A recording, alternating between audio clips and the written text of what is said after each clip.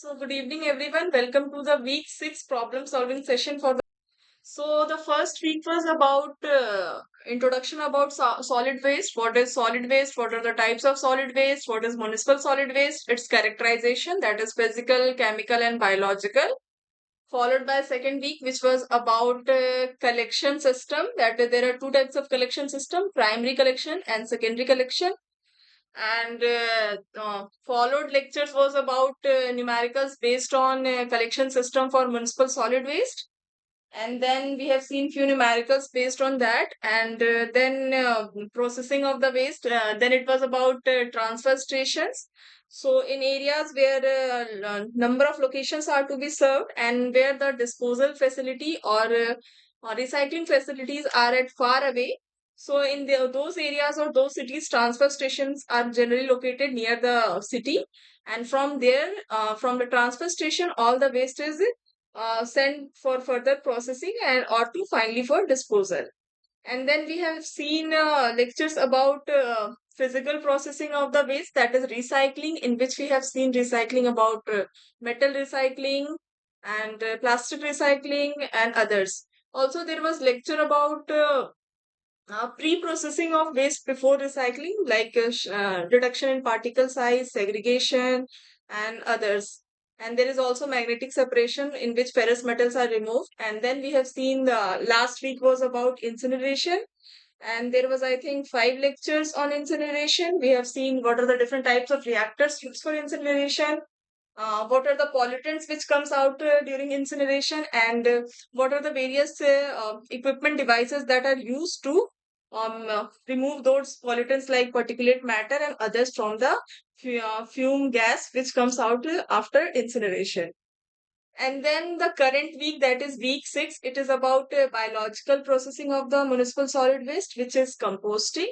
So in composting, all the wet waste which is biodegradable, those are processed through composting, in which the biodegradable fraction of the solid waste are fed by microbes or other insects, earthworm and others, like snails and earthworm, and finally the solid waste is converted into compost, which have very good properties, and this compost is stabilized, so there will be very less contamination or very or almost negligible contamination to the soil in which it will be applied. Also, these compost have very good soil sequestration or soil conditioning properties, in which because this compost have very high carbon to nitrogen ratio, so they will give good microbes as well as very high carbon to the soil, and it will improve the quality of the soil and ultimately yield of the agriculture product.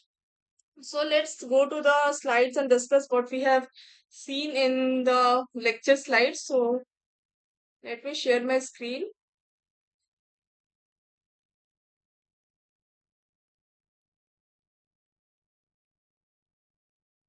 So we have 3 lectures in week 6. So the first lecture is about terms and definitions which we use for composting. So first, what is composting? So composting is a total biological decomposition of the organic matter. And this composting is done in the thermophilic temperature, and thermophilic temperature is generally at higher than 40 or 45 degrees centigrade. So in composting, it is biological decomposition in the thermophilic temperature as a result of biologically produced heat, because during a degradation of these microbes, heat is produced, which increases the temperature of the composting pile. So the final product which we get from composting is stable. It is free of pathogens, because the temperature is thermophilic, which goes around more than 60 degrees centigrade. So at a higher temperature, pathogens are killed, and it is also free from plant seeds, and it is very beneficial to apply these compost in the soil, and because it improves the quality of the soil. So here a figure is given where it is shown the overall schematic of the composting, that the compost has carbon, nitrogen, many inorganics, pathogens, weed seeds, and microbes. So all these organic waste is first mixed, and it is set in compost piles. So these compost piles are also mixed regularly, And during composting process, water vapor, heat, carbon dioxide and other gases comes out. And during mixing, oxygen goes in these piles, which is required by microbes for degradation of the waste. And after composting process is over, curing time is given, in which the compost further cures and stabilizes. In this process also, oxygen is taken by the microbes. And the final product which we get from compost is compost. It consists of humic substances and inorganic materials, as it was already present in the substrate, and very beneficial microorganisms. So, the organic matter along with oxygen give us carbon dioxide, water, energy, and the final product or the solid product which we get is the compost. So, here the temperature profile for composting is given, that generally the duration for aerobic composting lies from 60 to uh, 40 to 60 days. So, during the first 2 weeks, the temperature is initially the temperature is low, and as the time passes the temperature increases, and it increases to more than 60 degrees centigrade, and this highest temperature is in the active phase, and slowly after the degradation is completed the temperature of the pile decreases and it comes to the ambient temperature. So here in this figure, we can see that steam is coming out from the compost pile. This is because of the heat generated during the degradation, and it evaporates the water in the composting piles and comes out as steam. Again, a figure is given here. We can see that for the first 3 days, the temperature is increasing. This is the lag phase where the temperature increases, and then we can see that after 3 days, the temperature has reached to near more than 50 degrees centigrade. And in this phase, active degradation of the compost take place, in which proteins, fat, hemicellulose, and cellulose are broken down by microbes. And the third phase is the mesophilic phase or the curing phase, in which slow degradation of lignin and other highly resistant compounds takes place, and there is formation of resistance organic mixture called humus, which is very beneficial for the soil. So the overall temperature profile during composting can be divided into two parts. Actually, three parts. The initial days is in the mesophilic temperature range, that is between 10 to 40 degrees centigrade. And after 3 days or 5 days, the temperature reaches to the thermophilic phase, that is more than 40 degrees centigrade. And after the active degradation is completed, which is generally between 15 to 17 days, again the temperature of the compost pile decreases and it comes under mesophilic temperature range, that is 10 to 40 degrees centigrade. So here we can see a figure is given where active composting is taking place, in which oxygen comes out. So we have organic waste. First, the organic waste will be pre-processed, like it will be sorted. The degradable, that is the wet waste, and it is in the mixed condition. The wet waste and dry waste will be separated. Particle size will be reduced, that is shredding will take place, and all the waste will be mixed, and finally it will be composted by microbes, and the final product which we will get is the compost, and the byproducts will be CO2 will come out, water will come out, there will be energy which will come out in the form of heat, and it will result in evaporation of the water. There will be complete cycle of new microbes which will grow, and the older microbes will die. There will be dead cell of the microbes which will be also present in the compost. So heat inactivation. So basically, in during composting, heat inactivation of the pathogens, which are the disease causing microorganisms, takes place. So what happens at higher temperature? Non-pathogenic organisms, these survive by forming endospores. So these are the thick walled spores that are resistant to heat, cold, dryness, or lack of food. So all the non-pathogenic organisms, these can survive at higher temperature. But the pathogenic organisms, they do not have this property. They cannot form thick spores, so they die during this higher temperature during composting, and through this we get rid of the pathogenic microorganisms in the compost. So here active bacterial population during composting is given. So this data is important. So it is generally 10 to raised to 6 to 10 raised to 12 is the active bacterial population, and fungal population is in the range of 10 raised to 2 to 10 raised to 5. So there are different, there is complete food cycle, or we can say food chain, which takes place inside the compost pile. So we have the organic residue. So the compost pile maybe consist of, there are leaves, grass, newspaper, sawdust, or animal waste, animal bodies, fecal matter. There will be vegetable peels, there will be fruits and others. So all this is the organic residue which will be composting. So these are first fed by primary consumers. So these are the organisms which fed directly on the organic matter or organic residue. And these consist of some of the bacteria, fungi, snails, sow-bugs, protozoa, and these primary consumers are eaten by secondary consumers. And these secondary consumers consist of some type of mites, protozoa, some beetles, and springtails. And this secondary consumer is consumed by tertiary consumers, and these consist of rose beetles, centipedes, predatory mites. So we can see that there is a complete food chain going within the compost pile, that one organism at a particular hierarchy is eaten by the higher hierarchy organisms. So let's move to the next slide.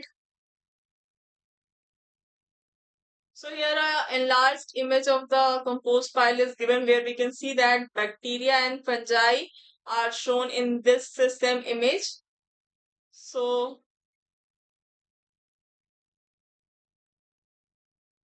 again here discussion about my compost microorganisms are given, that what are the different bacteria, fungi and acetomites which are present in the compost are given. So name of these microorganisms are given. And here we can see that the overall population of the bacteria, fungi, and acetomycetes are given. We can see that bacteria is in the dominant. It is 100 million to 1 billion per gram of the compost, followed by uh, acet- actinomycetes, which is around 100,000 to 100 million per gram of compost, and fungi, which is 10,000 to 1 million per gram of compost. So again, here we can, since in the compost, different between different particles, there will be space, and in those particles and in these particle spaces, these microbes survive, and also the organisms like earthworm and snails, they percolate in the compost, and they degrade, eat the compost, and they further create spaces within the particles, which further help in more and more aeration. So, what are the phases of composting? So, there are three phases of composting. First is the lag phase, then followed by active phase, in which active degradation of the organic matter take place, and finally, last phase is the curing phase or maturation phase. So, the initial lag phase generally lies between 1 to 5 days, and also it will depend upon what type of material is to be degraded by the microbes.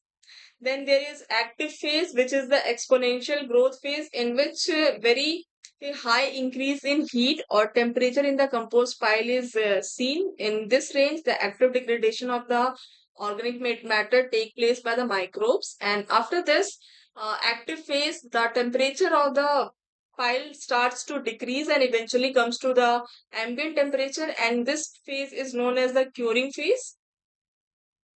And this phase shows that there is a final decline in the degradation of the organic compost.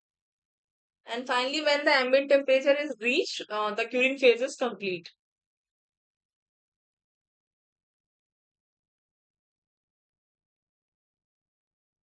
So let's discuss about each phase separately. First is the lag phase.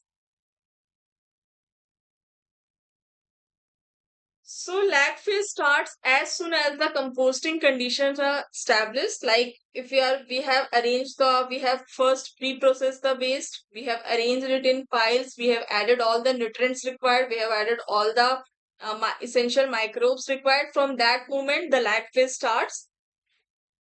And in this phase, the microbes begin to proliferate by using sugar, starch, simple cellulose, and amino acid present in the raw waste. So, first, the microbes use the simple sugar substances present in the waste and they fed on that. And then, in also in the lag phase, there is abundance of pseudomonads and protozoa and fungi are not that much during the lag phase.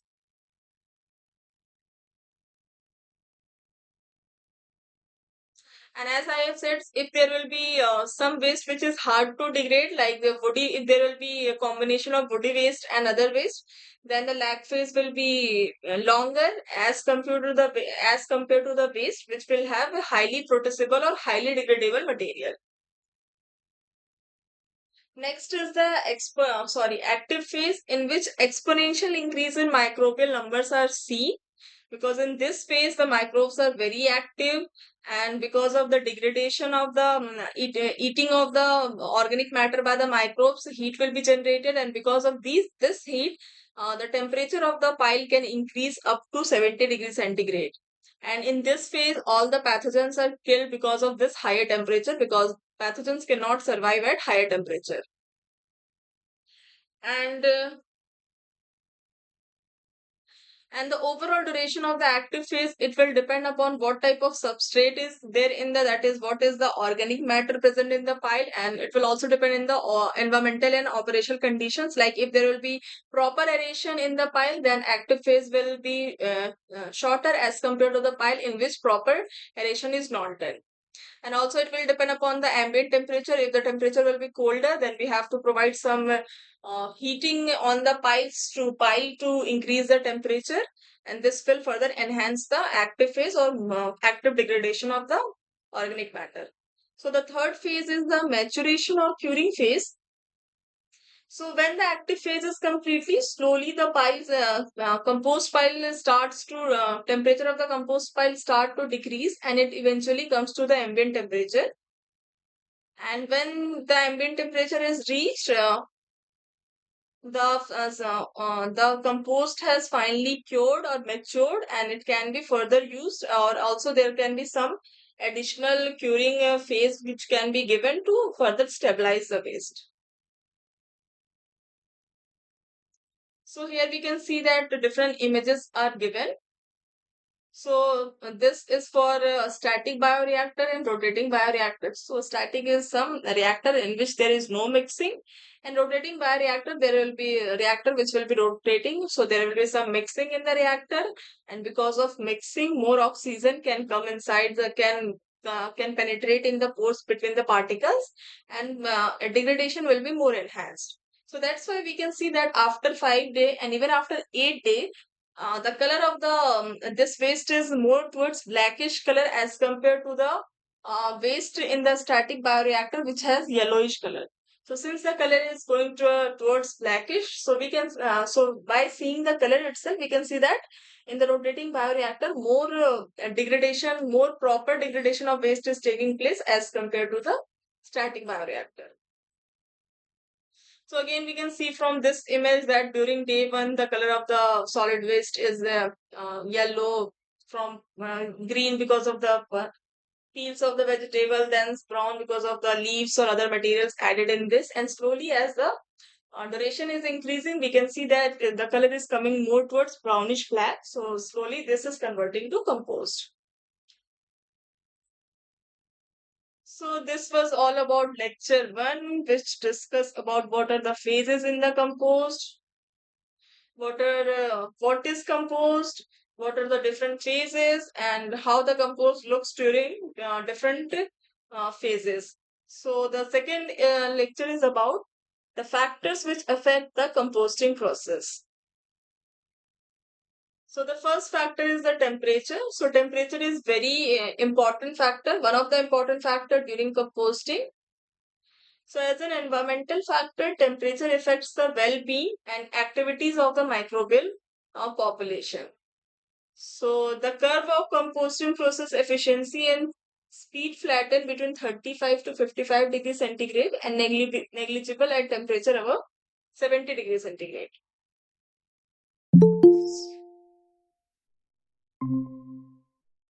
So during composting, the highest temperature that is reached is nearly around 70 degrees centigrade, and uh, overall well-being of the microbes will depend upon the temperature, since it is general trend that higher the temperature, more will be the uh, activity of the microbes. So if the temperature will be increasing, then the activity of the microbes will be increasing. And as we have seen previously also, that at temperature higher than 65 degrees centigrade, most of the non-spore formers die off. And these non-spore spore formers are generally the pathogenic microbes, which dies during composting, and eventually we get rid of the pathogens from the compost. And the non-pathogenic microbes, these are generally spore formers. They form the spores, which are generally thick-walled. Because of higher temperature, this thick-walled spores prevent the effect of temperature going inside the spores, and they thrive through this higher temperature. And finally, in the compost, these non-pathogenic microbes are present. And also, if the initial ambient temperature will be higher, like it will be around 30 to 35 degrees centigrade, then it will be good for, or we can say that the composting will be faster as compared to winter season, when the temperature will be 10 to 15 degrees centigrade.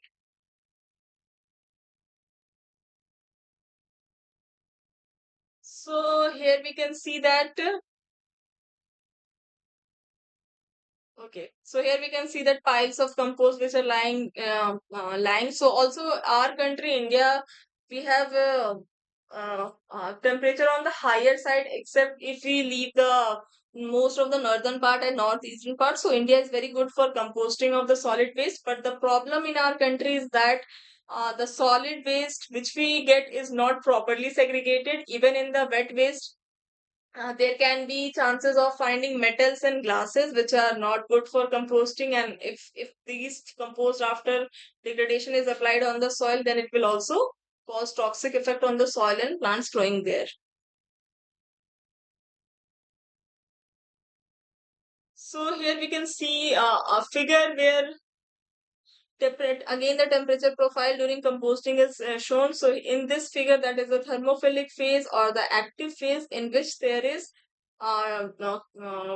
most activity of the microbes are seen, and in this phase there is removal of pathogens or pathogenic microbes takes place. So after temperature, next factor which affect the composting is moisture content.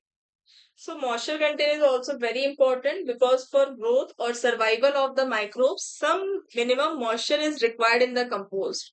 So if that amount of moisture is not present in the compost, then microbes cannot survive, and eventually the process of composting will stop. And the first point is that almost all biological activity ceases at moisture content lower than 12%.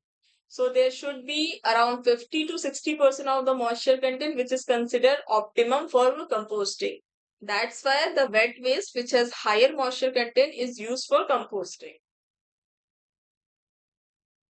And microbial induced decomposition occurs most rapidly in the thin liquid films found on the surface of organic particles. So the organic particle or the organic waste, these are coated with thin layer of water, and microbes. They release some enzymes, or so this is basically the overall mechanism of the degradation, that microbes will release some enzyme and they will eat upon the organic matter. And if there will be thin layer on the organic particles, then composting will be more efficient. If there will be too little moisture, that is, if the moisture content in the waste will be less than 40%, then it will inhibit the bacterial activity. And also, if there will be too much moisture content, that is, if the moisture content will be 65%, that is more than 65%, then the overall degradation or decomposition process will be slower. There can be odor production, because there will be formation of anaerobic pockets. So we know that these microbes take the air from the pores present between the solid waste particles. So if there will be lot of moisture content, then there is chances that these pores will be clogged by water, and there will be no aeration in the piles taking place, and because of that, these aerobic microbes, they will slowly die, and there will be anaerobic condition in the compost. And because of during the anaerobic condition, lot of odorous gases are produced, and there will be lot of smell coming out from the compost pile. And there's also chances that since there is anaerobic degradation, so then since anaerobic pockets has been established within the compost, then there are chances that because of anaerobic degradation, there will be lot of noisance gases, and there can be leaching of the nutrients from the compost pile. Because since there will be lot of moisture content, eventually this moisture along with the nutrients in the pile will come out from the compost pile, and eventually there will be lesser moisture content, sorry, lesser nutrient content in the final product which we will get. And it is a general trend that the materials which are higher in nitrogen content are generally wet, like the vegetable peels, banana, all these are generally higher in nitrogen, and the materials which are dry, like leaves, plant leaves, sawdust, these are higher in carbon content.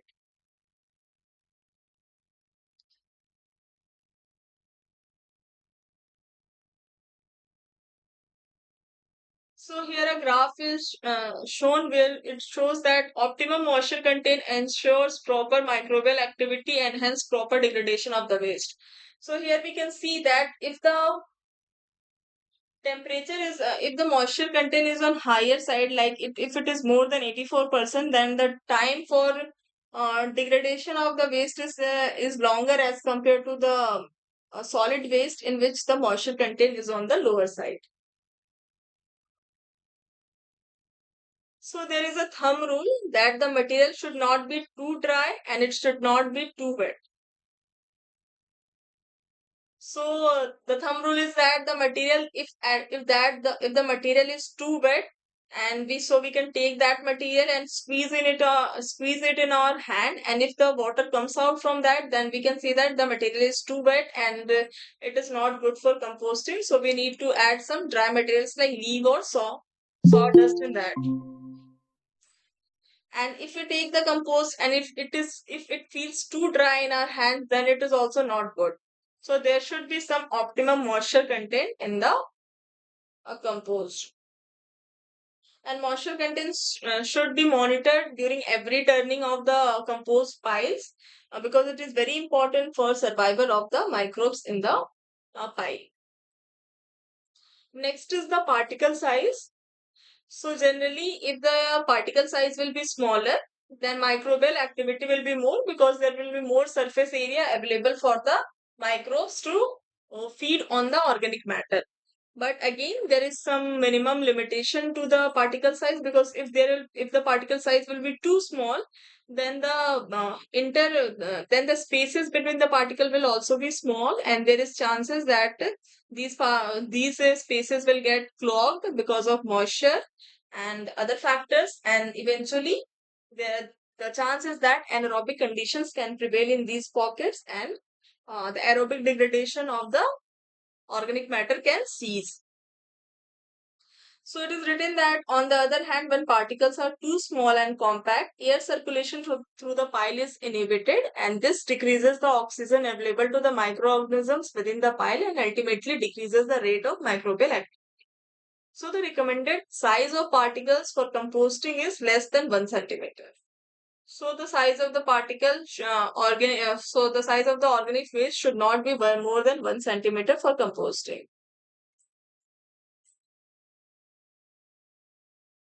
So again, here a graph is given where we can see that if the size is 1 inch diameter, so we can see that highest temperature is reached in this size of the solid waste, and if it is 2 inch diameter, then the temperature not that much, and if it is in 6 inch diameter, the temperature is much lower as compared to the 1 inch diameter.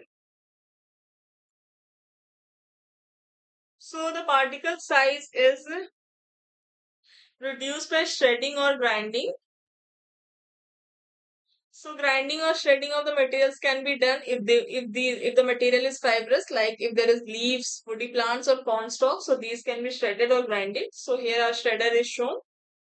So through shredding, more surface area is exposed for degradation, and it makes the surface area more susceptible for bacteria invasion. And also through shredding, the size of the overall particle will be more uniform, and there will be more spaces available, and there will be more aeration, and it will be more easier to handle and keep moist if additional water requirement is there. And also the final compost which we will get from this, from the shredded material, it will be more easy for land application. So next, so after temperature, moisture content and particle size, the fourth factor which affect the composting process is the substrate. So what happens during composting? Dry biodegradable matter are mixed with wet biodegradable matter. So as we have seen that the wet materials are generally rich in nitrogen, and the dry materials are generally rich in carbon. And to maintain some optimum carbon to nitrogen ratio, these two types of waste are mixed, and also to maintain some moisture condition. Like if the moisture content in the wet waste is very high, then we need to mix it with some dry materials to reduce the moisture content or bring the moisture content in the optimum range, that was around 50 to 60%. So the kitchen waste which comes from our houses, they are generally wet and they are generally rich in nitrogen. And these since they are very rich in nitrogen, so these can be degraded very fastly as compared to the dry waste like leaves and sawdust.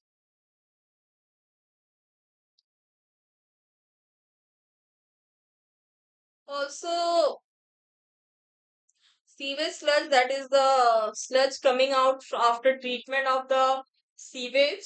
These can be mixed for along with the kitchen waste for control of the moisture, because these the sewage sludge are very rich in nutrients. So if this can be co-composted along with the kitchen waste, so very good quality of compost we can get. But the problem with sewage sludge is that if that sewage treatment plant is getting higher concentration of heavy metal, or there can be some other contamination like for forever chemicals like pharmaceuticals or personal care products, so these can also there can be in the compost, and they can pollute the soil or the plant, or can contaminate the plant. But if these toxic pollutants like the heavy metals or forever chemicals, if these are in higher concentration, then only they can pollute the soil. But if these pollutants are well within the prescribed limits, then these sewage sludge can be easily mixed with the kitchen waste. And also the trend is like in sewage, that is the wastewater which comes from household, they this does not contain too much of heavy metals and other pollutants. There will be some heavy metals, but those are very less, and and these sewage sludge after mixing with the kitchen waste can be composted, and they can be easily applied on the soil. Next factor is the aeration. So aeration is the key element in the respiratory and metabolic activities of the microbes. So in during composting, the degradation of the organic matter is taking place by the aerobic microorganisms. So supply of oxygen is very important for survival of these microbes. And the amount of oxygen which is required by microbes, this is termed as oxygen demand.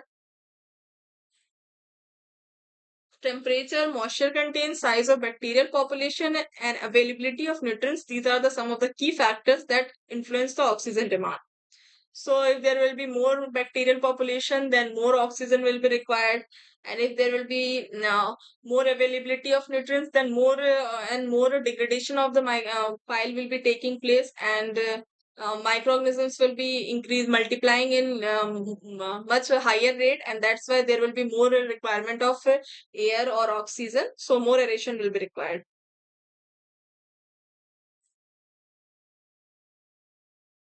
Next is turning or mixing. So through turning or mixing of the compost pile, what will happen that we are first of all homogenizing this, or also we can there is will be more inflow of air, and eventually oxygen will be more available for the microbes. So mixing or turning of these compost pile are very important for maintaining the optimum oxygen level in the piles. So here we can see that if the turning is done after every 3 days, then the temperature reached is the highest as compared to turning after every 10 days or turning after every 3 days. So generally, if the compost is taking in static piles with mechanical or manual mixing, then it is generally mixed after every 3 days, so that proper aeration of the this piles is taking place.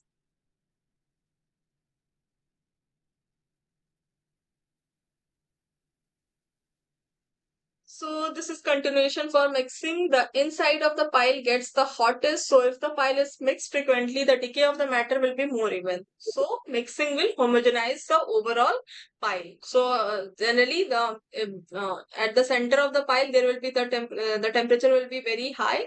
So if you will mix the overall base, and then the overall decay or degradation of the pile will be more uniform. By turning, oxygen is allowed to get into the pile, which will allow these microorganisms to breathe and survive. And it will also decrease the chance of buildup of anaerobic, that is without oxygen bacteria, which adds to a stinky compost.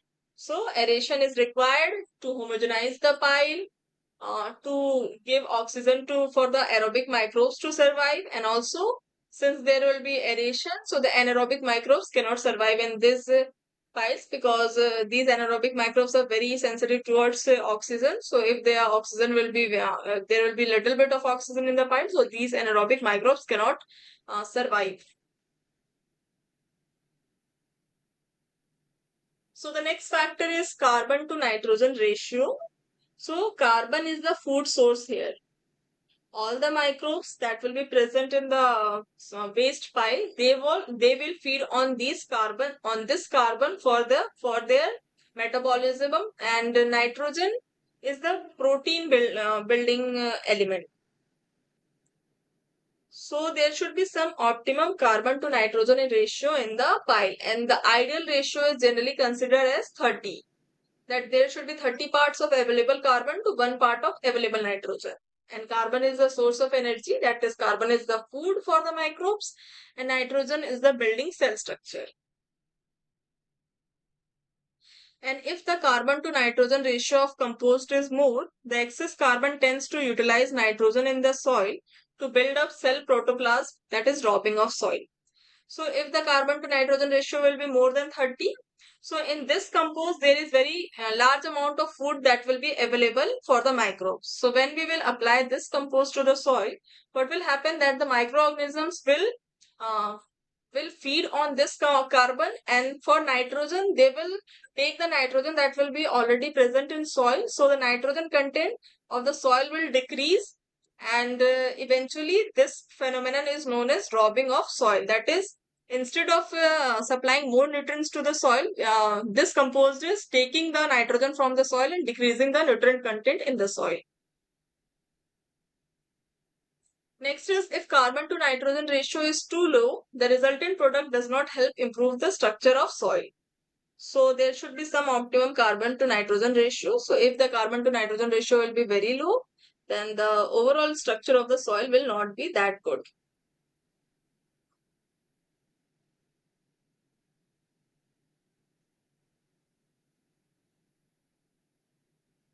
So again, we can see a graph that if the carbon to nitrogen ratio is 30 is to 1, then highest temperature is reached in the pile, and if the temperature is 40 is to 1, then that much temperature is not reached, and in 60 is to 1, there is lowest temperature in the compost pile.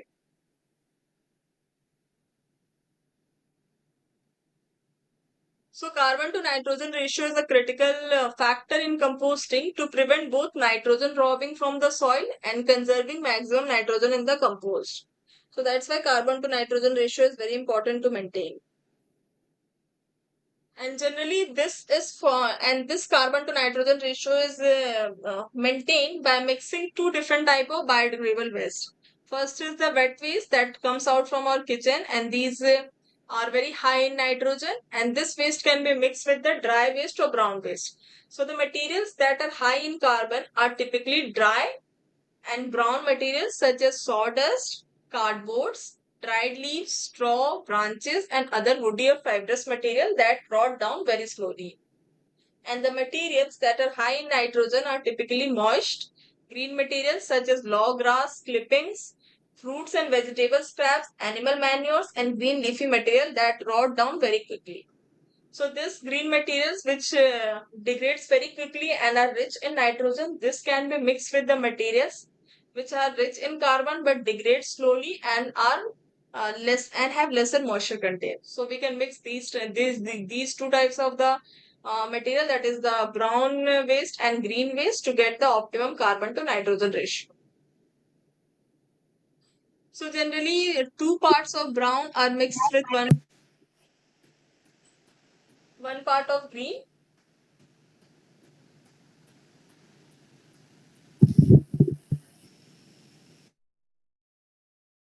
So generally two part of brown, that is the dry leaves or sawdust, cardboard, newspaper. These are mixed with one part of green, that is like garden trimmings or kitchen waste.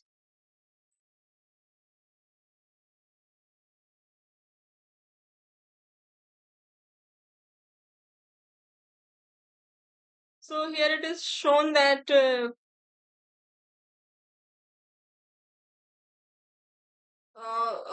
what are the different types of material which are greens and what are the different types of material which are browns. So we have seen it already, like flowers, fresh leaves, green grass clippings, fruit peels, vegetable scraps. All these are greens and are rich in nitrogen. And browns are like dry leaves, wood chips, straw, tree bark, shells. These are dry and these are rich in carbon. So again, a table is given that different percentage of nitrogen and carbon to nitrogen ratio and moisture percentage is given. So here we can see that rice hulls, they have a very high carbon to nitrogen ratio. So this is very rich in carbon, but they have very lesser nitrogen percentage, and the moisture content is also very less. So when this dry waste will be mixed with sewage sludge, which has higher percentage nitrogen and lower carbon to nitrogen ratio and higher moisture content. So if we will mix these two type of waste, then it will make ideal substrate for composting. So the mix will have higher carbon to nitrogen ratio, and it will have optimum it will have optimum carbon to nitrogen ratio and optimum moisture content for composting. And the overall final product compost which we will get, it will have good quality. So if high carbon to nitrogen ratio is there, then it will lead to less degradation as more food is available. So all the carbon will not be degraded by the microbes. And if there is lower carbon to nitrogen ratio, then there will be fast degradation and there will be formation of immature compost which will be not stabilized.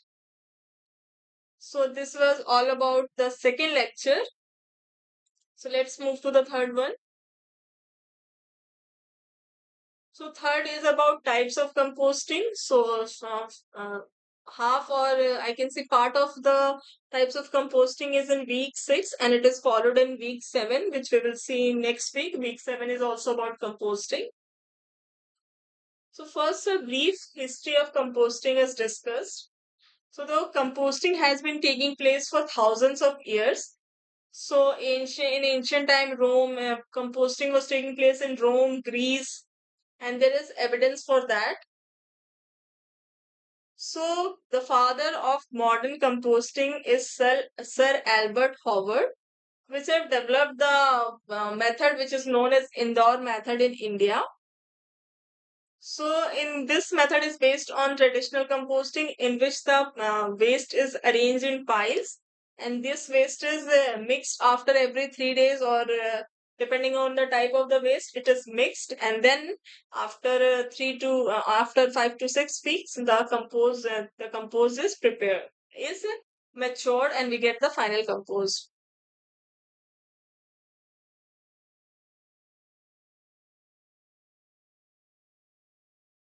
So again, we can see different setup for composting. This is the conventional pile composting, in which the waste is dumped over other to make the pile, and it finally gets degraded. And this is the pit composting, where pits are made and waste is put into this, and mixed and mixed at certain times, and we get the final compost. Next is the direct or trench compost, in which trenches are dug, and this waste is put down. All these green waste are put down in this trench, and it is covered. And finally, after a few weeks, this waste will be degraded and converted into compost. So here we can see a type of reactor or mechanical agitator, in which the waste can be put down, and it will rotate or mix the waste at some time, and because of that, aeration will be proper and the compost quality will be much better. Here again we can see a type of instrument for mechanical mixing of the compost pile. Also, we can see that if there will be this type of reactors for composting, then it will overall increase the aesthetic of the composting process, because generally composting takes place into open area, and if there will be rain, then there will be lot of nuisance. There can be lot of water coming from these piles, which may have some pathogens. There can be odor problem if anaerobic pockets are formed in the piles, or and it can attract flies and all. So, doing composting in closed reactors or this type of reactors will be very helpful, because it will improve the overall aesthetic of the composting plant. And also, since in this type of reactors, the overall mixing can be more controlled, so the overall time required to stabilize the waste can be reduced. So this is a silo type of digester in which composting is being done.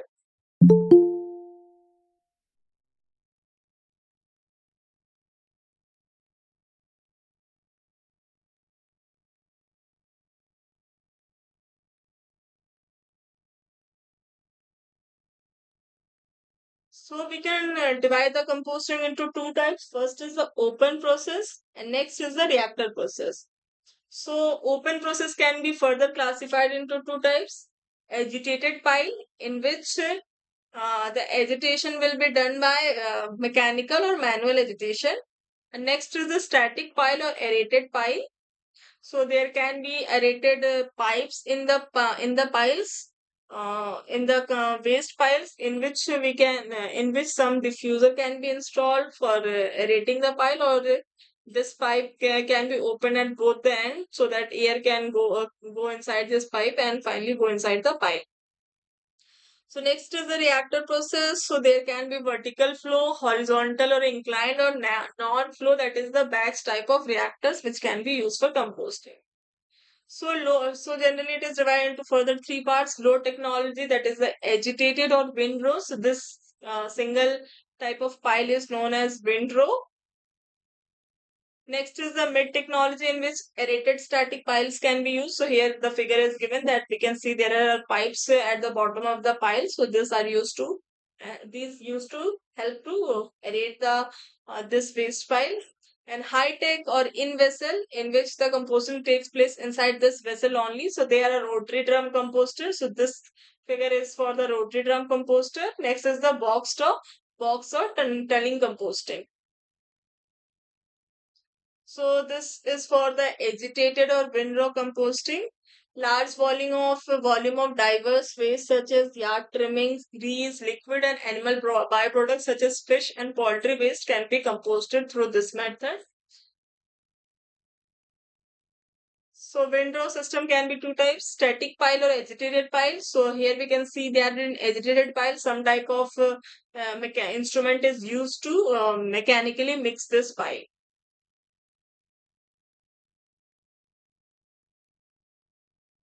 So again, here it is given to how to find the overall area or how much area, total area will be required for each pile. So the waste piles can be arranged in all these four types of shape. That is, it can be arranged like this, that is rectangle or hemisphere or triangle or this frustum.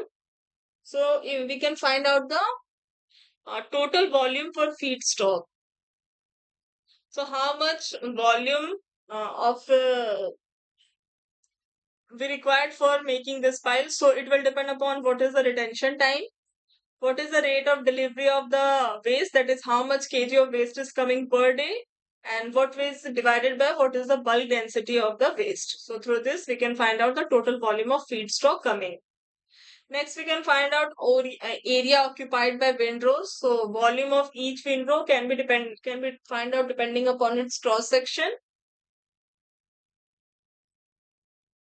So cross section area into the length of the window, it will determine how much volume of each window will be required. So depending upon this, if it is a rectangle, so the cross section area will be length into height, and we can multiply with the length of the, that is height of the, sorry, length of the window to find out how much volume will be for each window. And we can find out the number of windrows by dividing the total volume of feedstock by volume per unit of windrow.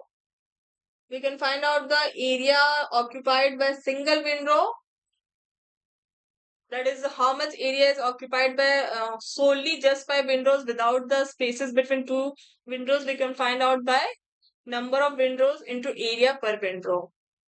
And maneuvering area, that is the additional area which is there between two windows. It can be find out by windrow length and into the width of the space between two windows. Next is the total area of the pad. This is the sum of the area required for windrows plus that needed for maneuvering the material.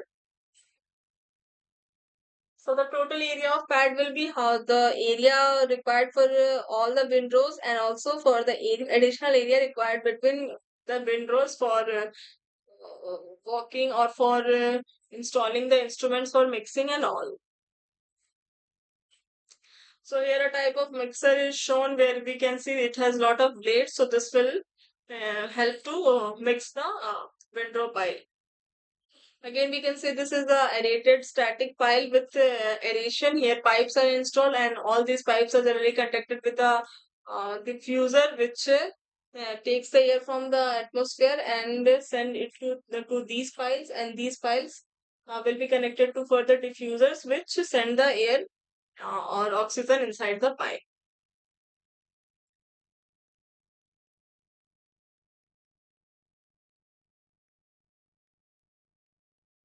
So here a graph is shown where we can see that the generally temperature ranges increases to 70 degrees centigrade in the time span of 3 to 15 to 20 days. And second profile is shown for pH, that initially the pH of the compost decreases because there is generation of some organic acid during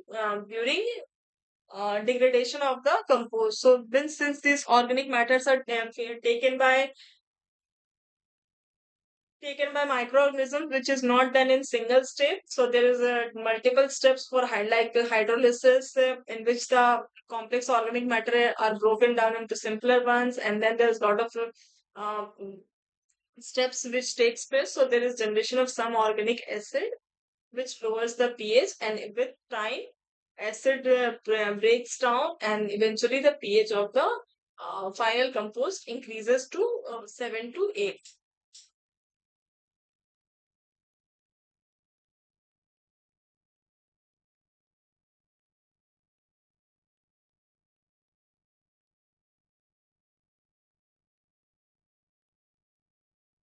So a typical temperature curve for static composting and aerated composting is shown.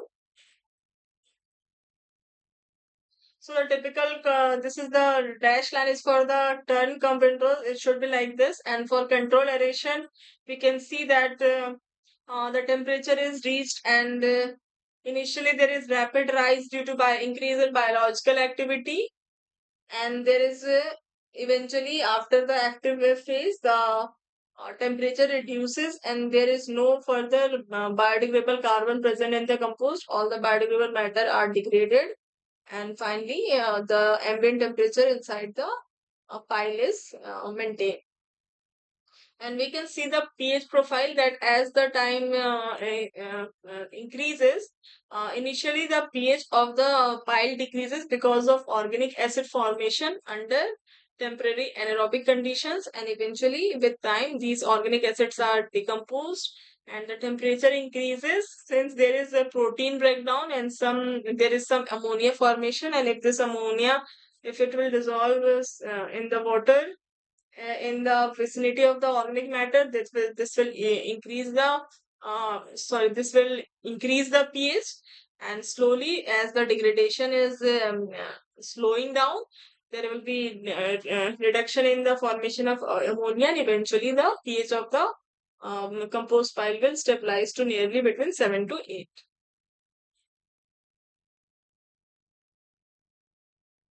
So some figures are given for community level composting, that turning is very important to prevent the anaerobic conditions, and this anaerobic condition lead to very foul odor from coming out from the compost. And also if there is lot of high moisture content in the initial biodegradable solid waste, then there are chances that leachate or water will come out from this compost. So this can be solved by mixing some dry waste like dry leaves, grass clippings, yard trimmings, or some newspaper, cardboards. All these dry waste can be mixed with the green waste to reduce the moisture content, because these will all will absorb the moisture, and eventually the moisture content will be within 50 to 60%, which is optimum for composting, and composting will be more efficient, and the overall final product will be more valuable. So this was all about the three lectures.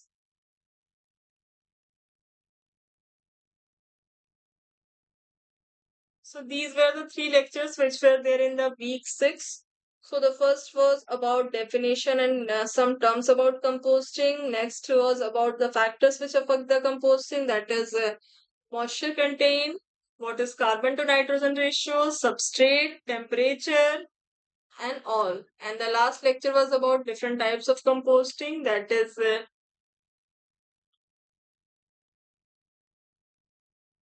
open and composting in windrows, and next was about composting in different types of reactor. So let's discuss. So first of all, if any one of you have any doubt, then we can discuss it, or else we can move to the questions.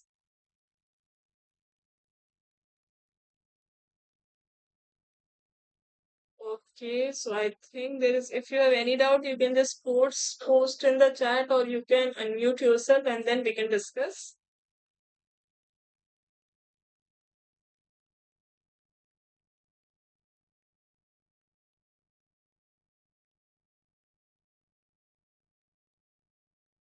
Okay, I think there is no doubt. So let me first share my screen for the questions.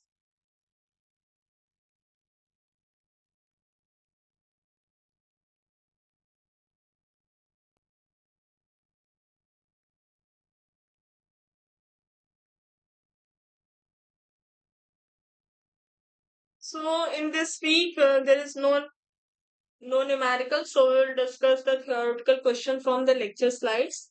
So let's go to the first question. So the first question is, what are the stages in composting? A, lag phase, active phase, curing phase. B, curing phase, active phase, lag phase. Or C, lag phase, curing phase, active phase. Or D, none of the above. So we have to find out the correct sequence for the stages in composting. So I'll give you all 3 minutes. Just take your time and write the answer in the chat box, and then we will discuss which one is the correct.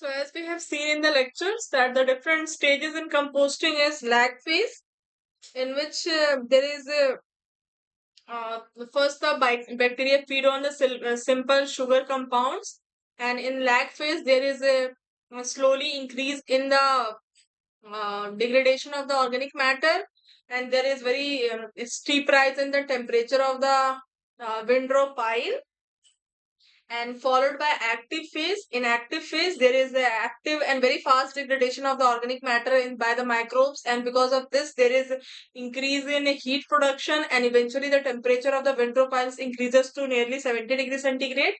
And with this high rise in the temperature, what happens is that all the non-pathogenic microbes, they form very thick wall spores, and these spores are not killed by high temperature, and eventually they survive. And but all the pathogenic or microorganisms, what happen, they do not have this property of forming thick layered spores at higher temperature. So this, all the pathogenic microorganisms die because of the increased temperature to 70 degrees centigrade, and all the non-pathogenic survives, and this happens in the active phase. And slowly what happens after active phase, there is curing phase, where slowly the degradation of the organic matter slow downs and finally ceases, and eventually the temperatures decreases and comes to the ambient temperature of the ambient temperature, and the degradation process is complete. So the stages in composting are lag phase, followed by active phase, followed by curing phase. So A is the correct answer. So let's move to the next question. So the question is, which stage of composting has highest temperature? A lag phase, B curing phase, C active phase, or D none of the above. So again I will give you 3 minutes. 3 minutes, just take your time and write the correct option which you think in the chat box, and then we will discuss.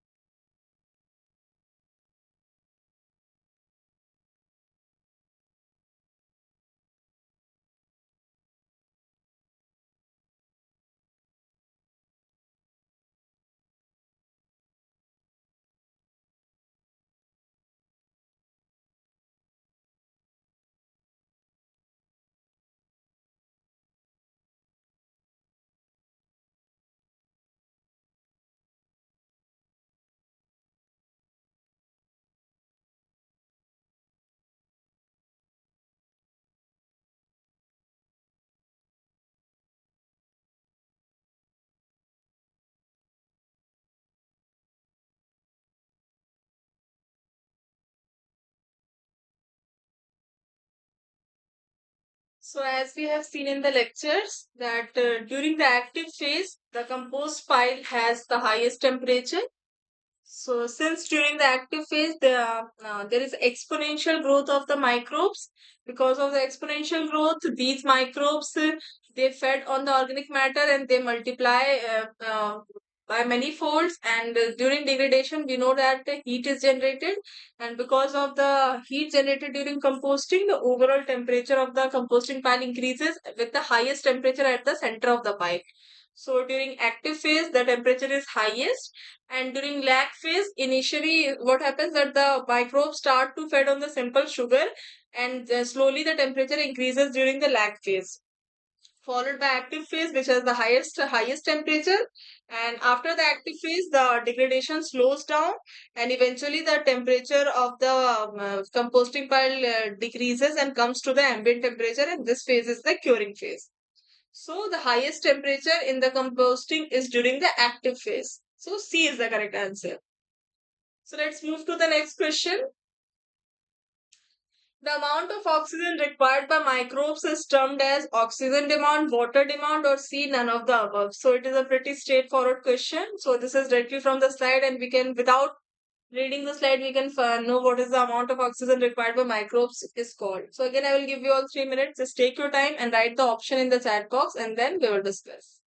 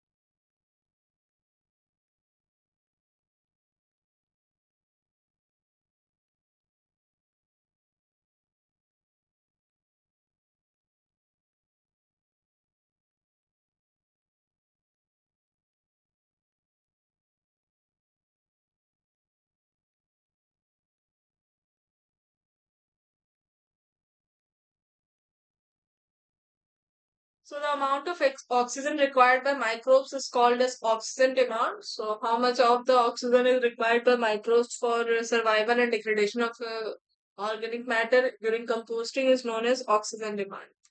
So A is the correct answer. So let's move to the fourth question. What is the frequency of mixing in compost? So the general, we have to write what is the general frequency of mixing in composting. So it should be additional, there should be additional word that what is the frequency of mixing in conventional composting, that is in the indoor method. So again, I will give you all 3 minutes. Just take your time and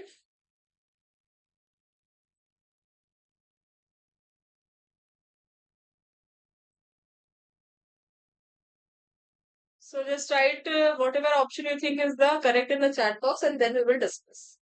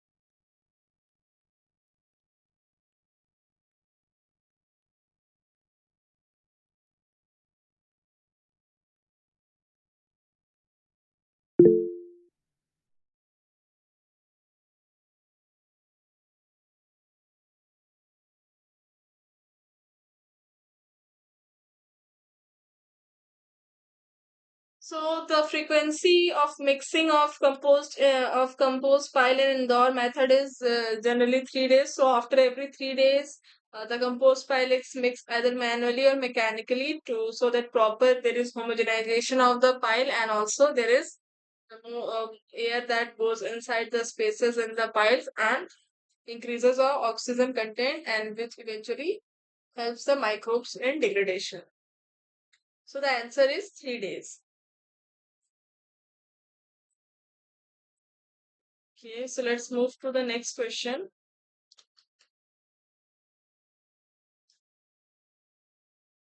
So, what are primary consumers in composting? A, fungi, bacteria, snails, or D, all of the above? So there are primary, secondary, and consumers in composting. We have to find out of all the given one which of these are the primary compose consumers. So again, I will give you 3 minutes to take your time and write the option in the chat.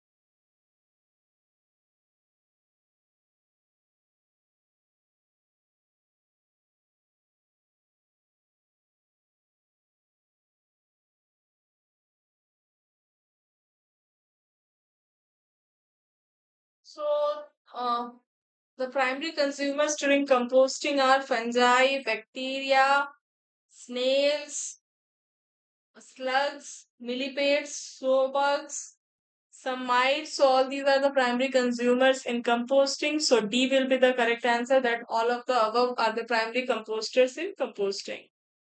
Sorry, primary consumers in composting. So D will be the correct answer. So let's move to the next question. What are secondary consumers in composting? So the option given are fungi, springtails, beetles, or D, all of the above. So we have to tell out of all these three whether they are the secondary consumer or all of these are the secondary consumers. So again, I will give you 3 minutes. Just take your time and write the option in the chat box, and then we will see which one is the correct.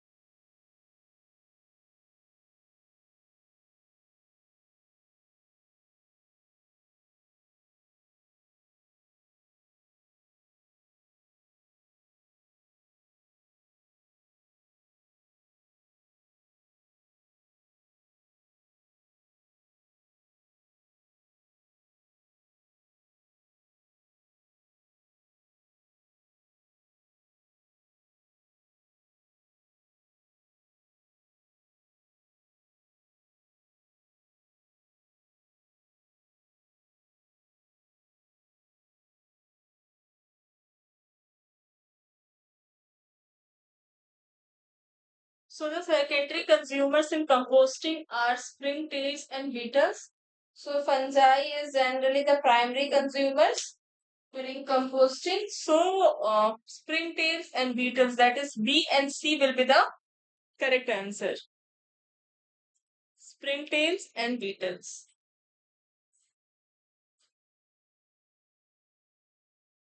So let's move to the next question.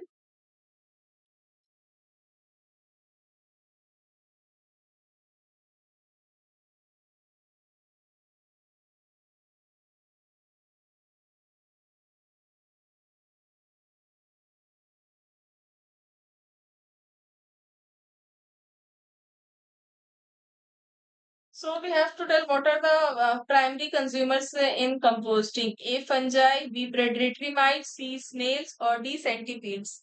So again, I will give you 3 minutes to take your time and write the option in the chat box.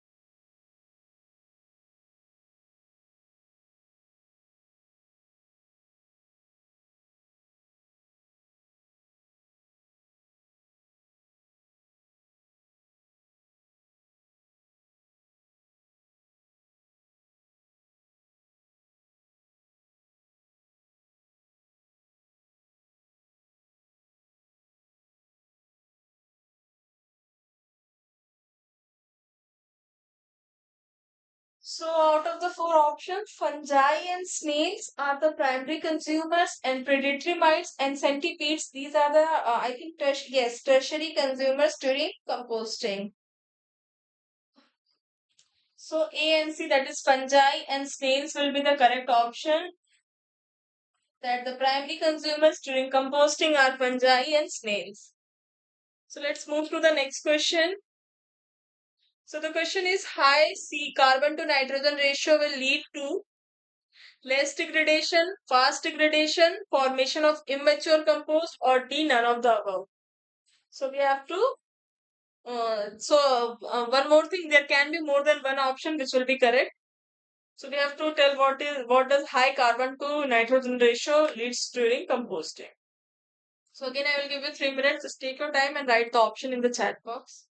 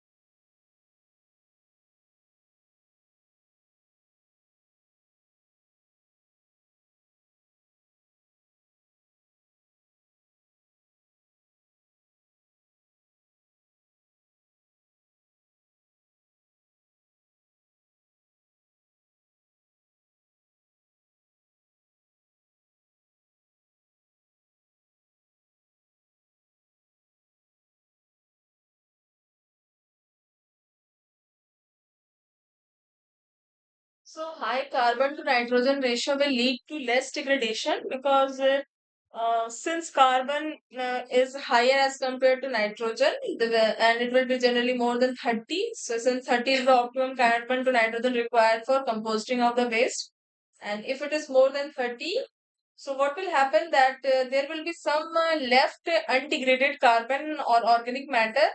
So the overall compost will not be matured since there is undegraded carbon.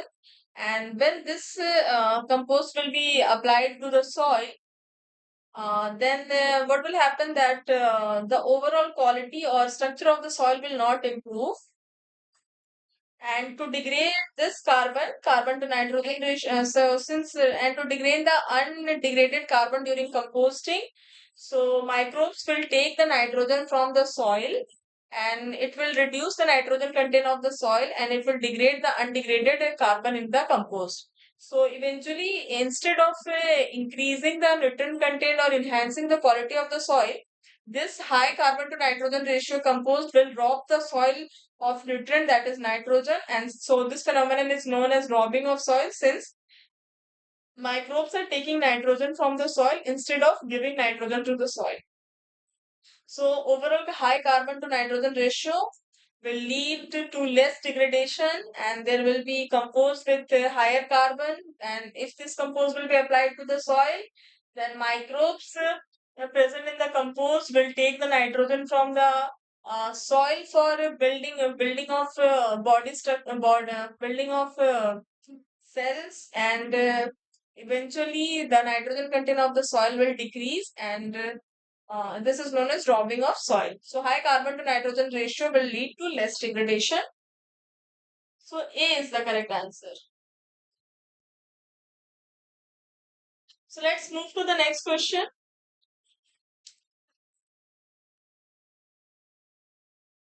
So the question is, which of the following is or are browns? So browns are the materials which are brown in color and are rich in carbon. So we have to tell which of these are the browns. A, dried leaves, B, shredded paper, C, straw, or D, none of the above. So more than one option can be correct. So again, I will give you 3 minutes. Just take your time and write the option in the chat box.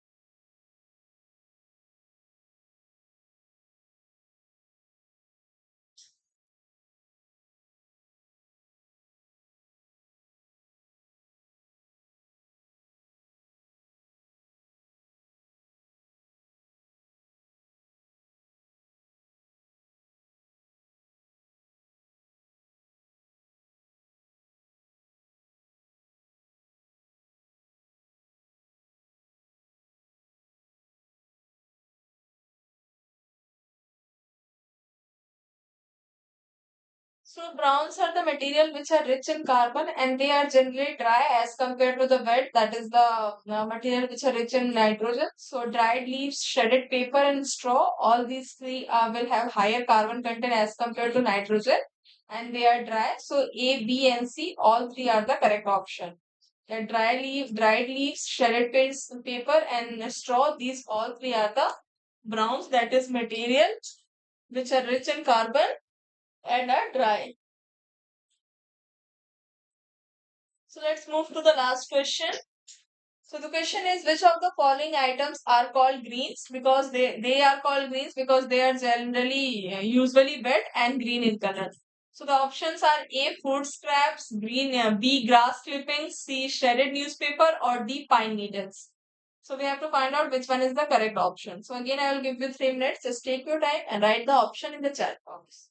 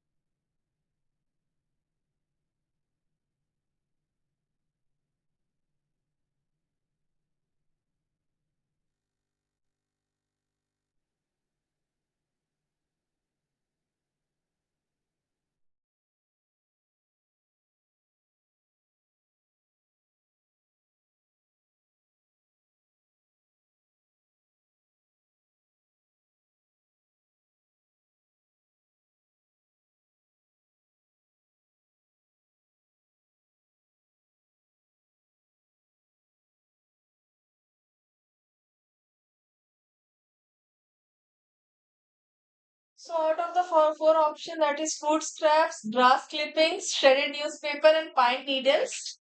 Food scraps are the greens because they are usually wet and they come from the kitchen waste and they are generally greens and have higher nitrogen content as compared to the carbon content. And the greens in composting are the materials which are rich in nitrogen content as compared to the carbon content. Also grass clippings, so these will be also rich in nitrogen content. So A and B, that is food scraps and grass clippings, will be the correct option. So I think this is the last question. Yes. So these were the 10 questions based on the week 6 material. And the week 6 was about composting, a definition of composting and some of the terms used in composting, its phases. And second lecture was about the factors which affect the composting, and the last one about types of composting. And also, week 7 is about composting. So, we will see further about composting and we will discuss about that on next Saturday from 6 to 8 p.m. I hope all the questions are and all the lecture material is clear to all. So, if any one of you have any doubt, then you can just unmute yourself and ask, or otherwise, we can end the session here.